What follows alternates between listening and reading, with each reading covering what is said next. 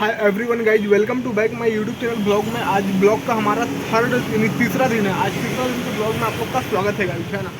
तो आज हम यहाँ पर बताएंगे गाइज कि अभी मैं अपने दुकान पर बैठ के हूँ। अभी कुछ काम आया था तो मैं वो काम को निपटा दिया हूँ। वो काम हमारा कंप्लीट हो गया। तो आज मेरे पास जो आया था एक एक्टिवा आया था। तो वो एक्टिवा जो है ना वो स्टार्टिंग प्रॉब्लम कर रहा था। तो वो स्टार्टिंग के नाम से आया था। स्कूटी जो है एक्टिवा जो वो स्टार्ट नहीं हो रहा है। तो फाइनली गाइज मैं यहाँ पर वो एक्टिवा को स्टार्ट करने के लिए गया हूँ। तो सबसे पहले तो मैं उसका बोनेट को ओपन कर लिया। उसके बाद में मैं उस एक्टिवा में जो है इंजन ऑयल चेक किया हूँ। सबसे पहले तो उस एक्टिवा में जो है एक बूंद भी ऑयल नहीं था और ऑयल एकदम सूखा हुआ था। और एक्टिवा में प्रॉब्लम ये था गाइज कि उनका जो है क्रैंक का शाफ्ट होता है ना, तो क्रैंक शाफ्ट भी उनका बैंड था। तो वो मेरे को बोले कि इसका जो है अभी क्रैंक को कुछ मत कीजिए, आप जो है बाइक की स्कूटी को जो है बैटरी डाल के और प्लग वलग ऑयल डाल के स्टार्ट कर दीजिए, चालू कर दीजिए। तो मैं सबसे पहले जो उसका बोनेट को ओपन कर लिया है ना, 12 नंबर के टी से 3 बोल्ट को ओपन ही किया हूँ। उसके बाद में गाइज मैं उसमें जो है आपका बोनेट को ओपन करने के बाद में सबसे बड़ा प्रॉब्लम क्या देखा कि उसका पेट्रोल पाइप जो है वो लीकेज था। और गाड़ी वाला जो है वो मेरे पास आया था बनवाने के लिए, अच्छा दूर से आया था। और 6 महीने पहले उस एक्टिवा में जो है वो बैटरी लगवाए थे। तो वो जो बैटरी लगवाए थे ना वो SF सोनिक की बैटरी लगवाए थे। तो मैं जो गाइड सबसे पहले उस गाड़ी का जो इंजन ऑयल को चेक किया हूँ। तो ऑयल कम था तो ऑयल सबसे पहले मैं उसमें न्यू डाल दिया हूँ। न्यू ऑयल मैं उसमें हीरो ब्रांड की ऑयल डाल दिया हूँ। हीरो ब्रांड का ऑयल आता है मिनिमम कम से कम 450 अभी का अप्रॉक्स रेट चल रहा है आज का प्राइस, है ना। तो उसमें मैं हीरो का ऑयल डाल दिया हूँ। और उसके बाद में उस एक्टिवा में मैं जो प्लग डाल दिया हूँ, बॉस का ओरिजिनल प्लग डाल दिया हूँ। और उसके बाद में इतना कुछ करने के बाद में स्कूटी जो है फिर भी स्टार्ट नहीं हुई। तो गाड़ी वाला फिर बोलता है आप प्लग डाल दिए, ऑयल डाल दिए, फिर भी स्कूटी स्टार्ट नहीं हुई। उसके बाद में मैं पेट्रोल पाइप को देखा हूँ तो पेट्रोल पाइप लीकेज था। फिर मैं पेट्रोल पाइप को भी चेंज कर दिया हूँ। पेट्रोल पाइप चेंज करने के बाद भी स्कूटी जो उसकी स्टार्ट नहीं हो रही, सेल्फ नहीं ले रही है। और गाड़ी वाला बोलता है कि बैटरी जो है 6 महीना पहले मैं न्यू ही डलवाया हूँ, बैटरी हमारी नई है ना। तो इस ब्लॉग में मैं आज आप लोग को कंप्लीट बताऊंगा कि किस किस तरह के कस्टमर आते हैं और उनको किस तरीके से हैंडल किया जाता है ना। तो उसकी स्कूटी में जो है मैं सबसे पहले बैटरी को न्यू डाला हूँ, मिंडा की बैटरी डाला हूँ मैं। तो मिंडा की बैटरी यूज़ करता हूँ, मिंडा ब्रांड की। तो मैं यहाँ पर मिंडा की बैटरी डाल दिया हूँ। और मिंडा की बैटरी डालने के बाद में स्कूटी जो उसकी स्टार्ट नहीं हुई। उसके बाद भी फिर जो है मैं एक बार उसकी स्कूटी में चौक लिया हूँ। चौक लेने के बाद में थोड़ा सा स्टार्ट हुआ, यानी थोड़ा सा सेल्फ घूमा है 1-2 राउंड। सेल्फ घूमने के बाद में फिर वो प्रॉपर तरीके से जब मैं उसको स्टार्ट किया ना तो फिर से स्टार्ट हो गया। ये सब वीडियो में जो है ना मैं आप लोगों को एकदम क्लियर फॉल्ट बताऊँगा कि क्या क्या फॉल्ट आता है हमारे इस लाइन में, है ना।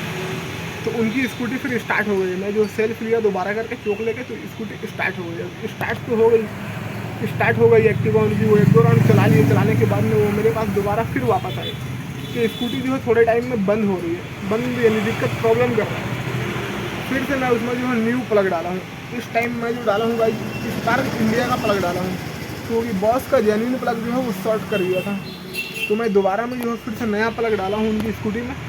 तो फिर उनकी स्कूटी स्टार्ट हो गई और एकदम एक बार में एकदम मक्खन चल रही है ना। तो मैं जब उनका बिल बनाया ना तो बिल बनाने के बाद में वो मेरे को बोलते हैं कि कुछ पेमेंट आप आज ले लीजिए और कुछ जो मैं उधारी रखूँगा। तो मैं उनको साफ साफ मना कर दिया कि भाई यहाँ पर उधारी काम मैं नहीं कर सकता हूँ, हाँ। तो यही सब फॉल्ट था। तो ब्लॉग में क्या है ना गाइज, कंप्लीट बता सकते हैं कि आपको आपके साथ में क्या आपके लाइफ का, यानी ब्लॉग ऐसा है कि लाइफ से रिलेटेड आप वीडियो भी बनाएंगे, वो आपका यादगार भी रहेगा और आपको जो है वो टाइम पे कुछ सीखने को भी मिलेगा उसको। तो मैं यहाँ पर अगर आपको कोई भी टॉपिक नहीं मिल रहा है ना तो आप ये सब पर भी एक ब्लॉग बना सकते हो। तो मैं उनको जो है बाइक स्कूटी स्टार्ट करके दे दिया हूँ उनकी। और वो मेरे को बोले कि अब नेक्स्ट टाइम में इसका और भी बाइक स्कूटी में उनकी बहुत काम था गाइस, मिनिमम फुल इंजन का भी काम था और भी बहुत सारा प्रॉब्लम था, फॉल्ट था। तो मैं उनके बजट को देखते हुए काम किया हूँ, क्योंकि बजट उनका हाई लेवल हो जाएगा ना फिर। और अगर बजट हाई हो जाएगा तो फिर वो उतना पेमेंट देने नहीं सकेंगे, अफोर्ड नहीं कर पाएंगे वो। तो फिर से मैं उनको जो है उनका पेमेंट यानी मैं ले लिया उनसे। और वो मेरे को थोड़ा बहुत जो है उधार रख रहे थे। वो मेरे को बोल रहे थे कि कुछ पेमेंट आप जो उधारी पे कर दीजिए।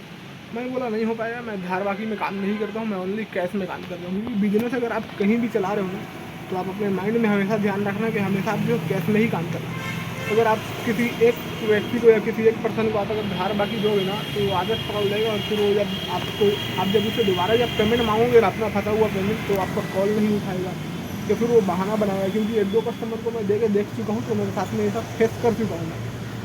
तो मैं उनकी स्कूटी को उनको स्टार्ट करके दे दिया है। वो जो कारपेंटर का काम करते थे है ना, तो वो मेरे पास आए थे। तो मैं उनकी स्कूटी को स्टार्ट कर दिया, वो लेकर चले गए, गाड़ी उनकी कंप्लीट ओके बन गई।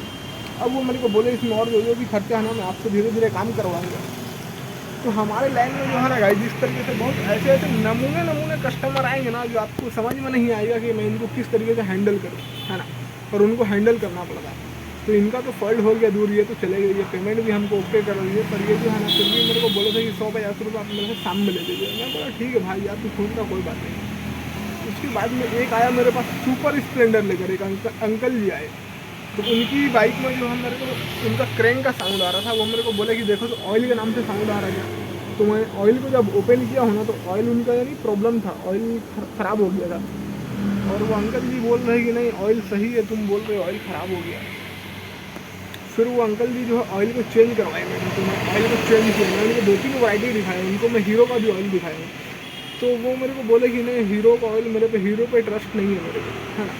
तो फिर मैं उनको बोला कि ठीक है आपको मिल जाएगा, और जो भी ब्रांड चाहिए आपको। फिर वो बोले कि नहीं मेरे को वेल्वोलाइन चाहिए या फिर कैस्ट्रोल चाहिए। तो मैं बोला मिल जाएगा। तो वो मेरे को बोले नहीं मैं दूसरे दुकान से ले जाता हूँ। मैं बोला ठीक है कोई बात नहीं। फिर वो मेरे को बोले दिखाओ, तो मैं उनको ऑयल दिखाया हूँ। फिर वो ऑयल मेरे से डलवाए। तो जब मैं ऑयल डाल दिया ना, मैं उनको जो है वेल्वोलाइन का जेन्युइन ऑयल दिया। पर यहाँ पे लोगों के मन में जो है ना डाउट जो होता है ना, जिसको डाउट बोलते, वो मेरे को बोलते हैं कि ऑयल कहीं डी तो नहीं है, डुप्लीकेट तो नहीं है ऑयल। वो डब्बा का फ़ोटो भी खींच कर लेंगे, अगर वो बोले कि डुप्लीकेट रहेगा तो तुमको जो है ऑयल दोबारा बदल के देना पड़ेगा। मैं बोला ठीक है अंकल जी आप ले जाइए कोई बात नहीं। इस लाइन में जो गाइस इसी तरीके के कस्टमर आते हैं, और सभी कस्टमर को हैंडल करना पड़ता है। और आप अगर हैंडल नहीं कर पाएंगे तो आप कभी दुकानदार नहीं बनेंगे, है ना। तो आज के ब्लॉग में मैं आपको यहाँ पे कंप्लीट बताया हूँ। अगर आप हमारे इस ब्लॉग को देख लेंगे ना, तो आपको समझ में आ जाएगा कि बिज़नेस किस तरीके से चलता है, और बिज़नेस में जो है किस तरीके से हैंडल करना पड़ता है, और क्या क्या रूल होता है ना। तो ब्लॉग देखने से या फिर ब्लॉग वीडियो बनाने से जो काफ़ी कुछ सीख मिलता है, और काफ़ी कुछ आपको भी याद रहता है कि कैसे क्या करना है और कैसे क्या होता है ना। तो ऐसे ऐसे कस्टमर आते हैं गाइज, अगर आप उनको हैंडल कर लिए तो आप रियल दुकानदार हैं। और आप अगर उनको हैंडल नहीं करने सकें, क्योंकि देखो नया सामान नया पार्ट्स कोई भी डाल देगा, कस्टमर जो है वो सेटिस्फाई होकर जाना चाहिए, और उसका फॉल्ट दूर होना चाहिए, है ना। और मार्केट में अभी सबसे बड़ा कचरा क्या हो गया पता है, ये क्रूड ऑयल का रेट जब से बढ़ा है ना, तो अभी इंजन ऑयल का रेट में जो है प्राइस में जो है ऊपर नीचे थोड़ा ज़्यादा हो रहा है। मार्केट में रोज़ अभी नया रेट ओपन हो रहा है ना। तो क्या होता है कि जैसे जो कस्टमर पहले जिस रेट में वो ऑयल डलवाता था ना, आप जैसे मानिए पहले कैस्ट्रोल का ऑयल कोई डलवाता था 380 रुपये में, तो आज के टाइम पे कैस्ट्रोल का ऑयल का रेट हो गया इसेंशियल का 427 रुपये, और कैस्ट्रोल का जो है एक्टिव इसेंशियल है जो ग्रे डब्बा में आता है उसका हो गया 520 रुपये। तो अब तो भाई वो कस्टमर को तो खलेगा ही ना, वो कस्टमर को तो लगेगा ही कि मैं पहले कैस्ट्रोल का ऑयल इतने में डलवाता था और अभी रेट कैसे बढ़ गया है ना। तो कस्टमर तो इस चीज़ को नहीं देख रहे ना, क्योंकि कंपनी ही ऊपर से रेट बढ़ा चुका है। अब कैस्ट्रोल जैसी ब्रांड ऑयल पे जो है कंपनी ऊपर से बढ़ाई है 1600 रुपये पर पेटी पर बढ़ा दी है, कंपनी बढ़ाया है।